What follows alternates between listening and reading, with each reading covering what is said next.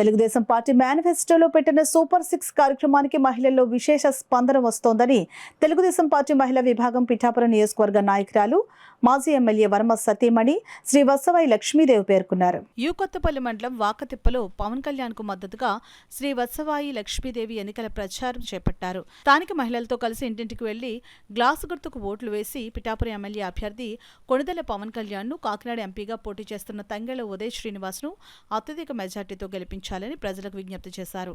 ఈ సందర్భంగా శ్రీ వత్సవాయి లక్ష్మీదేవి మీడియాతో మాట్లాడారు. మన జనసేన అధినేత పవన్ కళ్యాణ్ గారి ఎన్నికల ప్రచారానికి చేయడం జరుగుతుంది.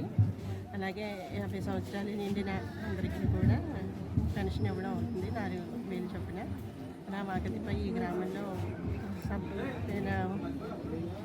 నిధులు ఏవైతే ఉన్నాయో అవన్నీ కూడా మీకు అందరికీ అందేటట్టు చూస్తామని చెప్పారు.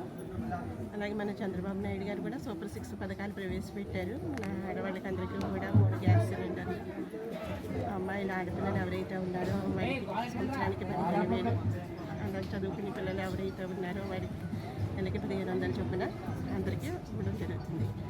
అలాగే మన వర్మ గారు చంద్రబాబు నాయుడు గారు బలపరిచిన పవన్ కళ్యాణ్ గారిని అందరూ గెలిపించవలసిందిగా గాజు గ్లాసు గుర్తుకు ఓటేసి అఖండ మెజారిటీతో గెలిపించాలని కోరుకుంటున్నాను.